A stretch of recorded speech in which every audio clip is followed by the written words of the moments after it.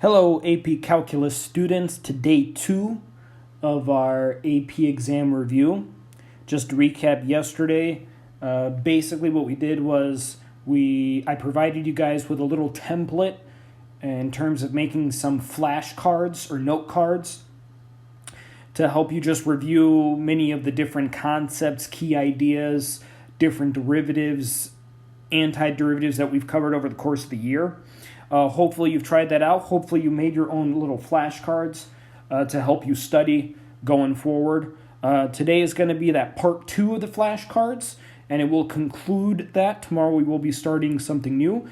Let's go through the bell ringer first, then we'll get into details and any updates that I might have. All right, so bell ringer. So for a polynomial function p double prime of 2 is equal to negative 6, p double prime of 4 is equal to 0, and p double prime of 5 is equal to 3. Which must be true? So we have a bunch of statements here. We're going to determine which of these is true. Now, polynomial function, just to recap, people, a polynomial function is just a function made up of the sum or difference of powers of x. So, for example, f of x is equal to x squared minus 1 would be a polynomial, or g of x is equal to x cubed minus x squared plus 1 would be a polynomial, so on and so forth. So as long as it's made up of powers of x and constants, it's a polynomial. Now, the one thing that we want to keep in mind whenever we're talking about polynomials is the fact that a polynomial function is continuous and differentiable for all real numbers. Okay, so it's continuous and differentiable for all real numbers. So it's continuous and differentiable everywhere, basically. Okay, so continuous and differentiable for all real numbers. We won't really be using that aspect in this problem, but it is something to keep in mind for future problems when they talk about polynomial functions. All right, so let's go through each of these, see which of these must be true keyword, based upon the information that we're given. So we're told that based upon this information, does P have to have an inflection point at x equals 4? Well, a little recap. What is an inflection point? An inflection point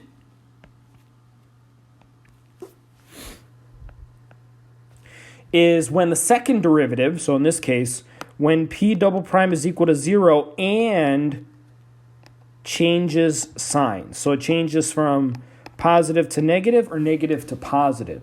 Well, let's see the information that we're given. We are told that at 4, p double prime is 0.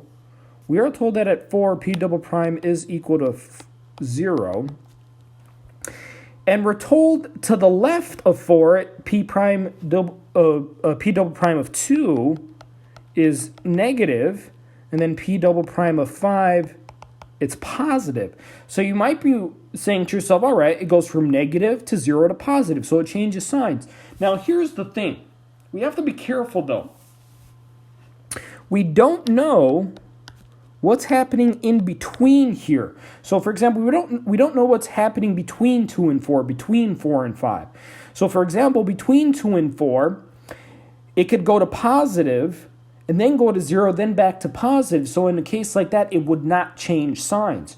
Or, for example, between 4 and 5, it could go negative and then back to positive. So it would not change signs. So in this case, we cannot guarantee that at 4 there's an inflection point, because based upon the information, we don't know for sure that it's going to change signs at 4. Now the next one, P has a minimum at x equals 4. Now this next one, so it has a minimum. Now we talked about in yesterday's video, actually, the fact that we can use the second derivative to determine a minimum or a maximum. But the only thing is, we would also have to know something about the first derivative as well. So since all the information that's given in this problem is related to the second derivative, we can't make a conclusion. So need to know first derivative as well. Otherwise, we can't make a conclusion based upon just the information that's given. So that's out. So now we got P has a root at x equals 4. So all this means is that P of x is equal to 0 at 4. Once again, the only information that we're given is about the second derivative, or P double prime. So once again, we can't make any conclusion based upon that either. And then finally, we're told P is increasing on 2 to 5. Well, hopefully, you don't use the second derivative to determine if something is increasing. To determine if something is increasing, you look at first derivative, so P prime. Once again, since we're just given P double prime, P double prime just tells us concave up or concave down. But it does not tell us whether it's increasing or decreasing. So that's out as well. So it looks like our answer, since we excluded everything else, is none of these. So none of these choices could we guarantee as being true. They could be true in certain situations, but they're not guaranteed to always be true. All right, so once again, in terms of today's lesson is just a continuation of yesterday's. So it's just more flashcards that I will be uploading for you guys. Once again, you can either cut them out, the rectangles respectively, on the sheets of paper that you print out, or if you want to just write down each of the concepts and ideas on an index card, make your own flashcards, you can do that.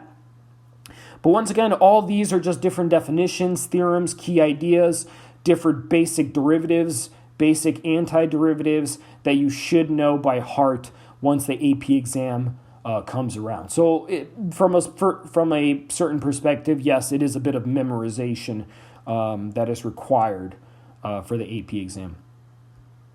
So once again, please try these note cards on your own first. See how many of them you can figure it out on your own. Then watch the video. See how many of you got right, how many you got wrong. Just to test the amount of knowledge that you've retained up to this point. So hopefully you've tried that. So let's try and look over these.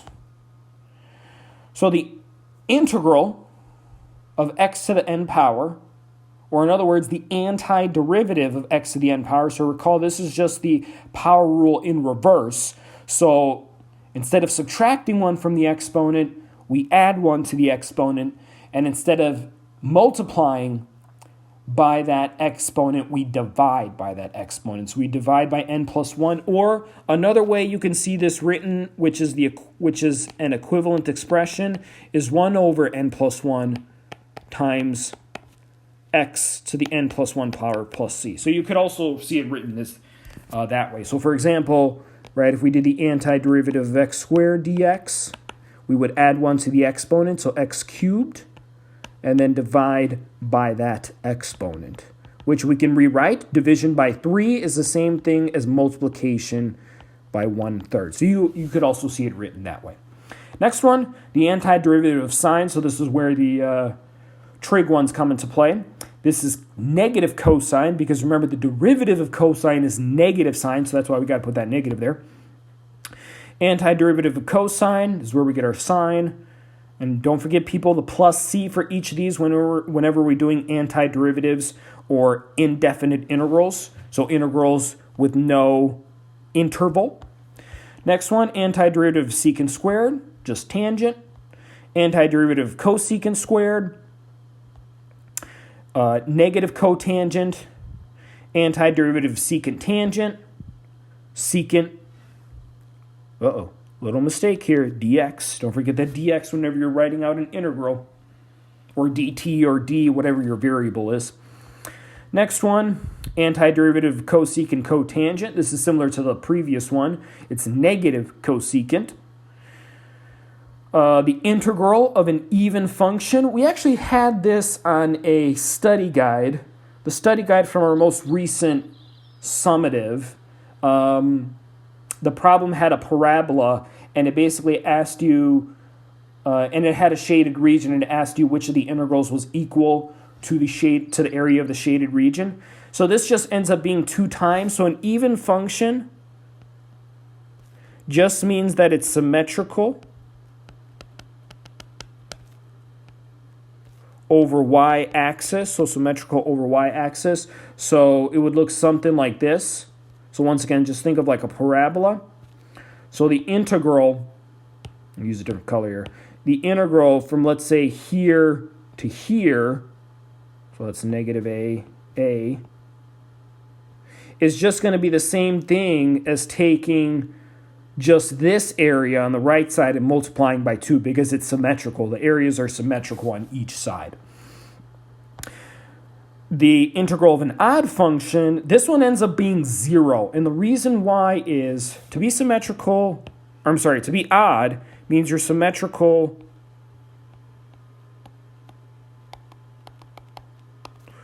over the origin. So a quick graph would be like x cubed. The x cubed graph looks like a squiggly line. So if you can imagine, if you did the area from, this is negative a to a, these regions are both symmetrical, except this region is below the x-axis, so it will be negative, and this region is above the x-axis, so it would be positive. So since they're both the same, just one is positive, one is negative, they just cancel each other out, and you get 0. So that is what an odd function, if you take the integral from negative a to a, would give you. Next up, the integral. If you start and stop in the same place, hopefully you wrote this down, this one should be easy, you just end up with 0. Because if you think of area, you just end up with a rectangle. If you go back to this idea of rectangles, you end up with a rectangle with a width of 0, since you're starting and stopping in the exact same place. Average value of a function, this is a little bit more recent to find the average value of a function. You take the integral of that function from a to b, take the integral of that function from a to b, and then you multiply that by 1 over the difference of the interval, so 1 over b minus a. Another way you'll see this written is you'll also see this written, it's the exact same thing, is you do the integral of a to b f of x dx, and then you just divide it by b minus a. Same thing, when you divide by something, that's just the same thing as multiplying by the reciprocal of that term or that expression or that number. If you take the derivative of an integral, you just end up with that original function, but remember, there have been situations, there were problems even on the summative, the most recent summative, where you multiply by the derivative of whatever you were plugging in to that function, okay? And that's a result of the chain rule, right? When you take the derivative of a function that has something inside of it, you have to multiply by the derivative of that inside function, okay?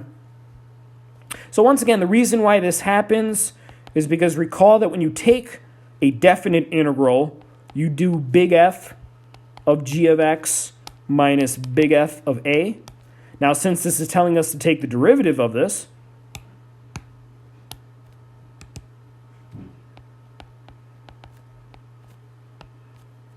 you end up with big F prime of g of x times, because of the chain rule, the derivative of the inside, minus the derivative of big F of a is just 0 because it's a constant. So that's why you end up with this, because big F prime is just the same thing as small f, because if you take the derivative of the antiderivative, you just end up with the original function that you began with. All right, next one. And this was also a problem that we had on the free response on the no calculator section on the last summative, the one in which you were given a graph and given a function that was defined as an integral. At some point in that problem, you had to find the derivative of that function to evaluate the original function. The antiderivative of 1 over x, this was a big one in the unit that we just finished up with differential equations. ln of the absolute value of x. Don't forget about that absolute value. Antiderivative of e to the x should be super easy. It's just itself, plus c. Antiderivative of a to the x, not a very common one, a little bit more rare to see in the AP exam, is going to be itself divided by ln of a. So itself divided by ln of a. So for example, if we did the antiderivative of 2 to the x power dx, that's the same thing as itself, Okay. Itself divided by ln of 2, and then that plus c. Well, it's a little bit more rare. Not very common to see that one. Next one, antiderivative of 1 over radical 1 minus x squared. This is actually a trig inverse one. So it's sine inverse of x, sine inverse of x. We did a few of these a little further back. I think it was one of the first videos that I posted. So 2 weeks ago, one of the first videos that I posted after we began our hiatus. Next one, the antiderivative of 1 over 1, the quantity 1 plus x squared. That's the inverse tangent one. And then this is the inverse secant one. This one is rare, though. Like I said in yesterday's video, the derivative and the antiderivative of inverse secant is a little bit more rare. The inverse sine, inverse tangent, I would feel pretty confident if you're going to see an inverse trig, it's going to be one of those two. I would be a little bit surprised if it ends up being the inverse secant. Average rate of change. So average rate of change. So this one we did a bell ringer. I'm trying to remember. It wasn't yesterday. It might have been a few lessons ago. We did a bell ringer with this type of problem. It's just asking you to find the slope. Just asking you to find the slope. So f of b minus f of a over b minus a. Then we have the product rule. Yes, I know it's been a while. The product rule, given the product of two functions and you take the derivatives, it's the first times the derivative of the second plus the second times the derivative of the first. And then the quotient rule, the bottom times the derivative of the top minus the top times the derivative of the bottom all over the bottom squared. And I don't know if some of you have come up with your own little tricks and strategies to memorize these a little bit easier. So product quotient rule. Next one. Once again, it doesn't have to be written exactly using this notation. We've also used I know some of you use the u and v notation, so like u times v prime and v times u prime. Next one. This one we actually you do not need to know because this would have been part of Unit 8, which at this point is not going to be covered on the AP exam. So this one's out. This one's out as well. So eventually Unit 8 was going to involve being able to find the volume of three-dimensional objects using integrals. It is a little bit tricky. In my opinion, it is probably the hardest unit. So we were probably a little bit fortunate the fact that I got cut out. The chain rule, this one you definitely need to know. Derivative of the outside times the derivative of the inside. The only thing you got to remember is when you take the derivative of the outside, remember the inside does not change. When you take the derivative of the outside, the inside does not change. And then we multiply by the derivative of the inside. Okay. Area of a trapezoid, this one you do need to know. Base 1 plus base 2 times height divided by 2. So you might also see it written this way. So base 1 plus base 2 times height divided by 2. It's the same thing. You could also see it that way as well, so the area of a trapezoid. Area between curves, also don't need to know. That would have been Unit 8, which we are skipping. Intermediate value theorem, this one you do need to know. So this one is similar to the mean value theorem. All it says is that given a function is continuous and differentiable over an interval, there has to exist some x value inside the interval such that the y value at that x value is between the endpoints, or the two y value endpoints. So it's basically just saying, given a graph, if I just draw a graph here, given a graph, there has to be, right? So this is A, this is B. There has to be a point in between where the y value is in between the y value here and the y value here. Okay, so that's all it's saying, that there has to exist a point in between. And that's it. So that is the conclusion of the flashcard. So those are all the different theorems, definitions, key ideas, basic derivatives, basic antiderivatives that you need to make sure you know by heart. Like I said, and I've commented through the course of this video, how some of these are a little bit more rarer to see. For example, like the antiderivative using secant inverse. So you can always prioritize what you need to memorize. Otherwise, still no updates. Once again, we're really waiting for that Friday date, April 3rd, for College Board to give us more information on how the AP exam is going to be looking like going forward this year in terms of what dates there will be. I hope everybody has been, staying safe. Hopefully nobody's gotten sick. Hopefully everybody's doing well. Hopefully these videos have been, helpful. And I think so far I've been getting positive feedback. So I'm glad you guys are finding these helpful. I hope you guys enjoy the rest of your day. And I will see you later.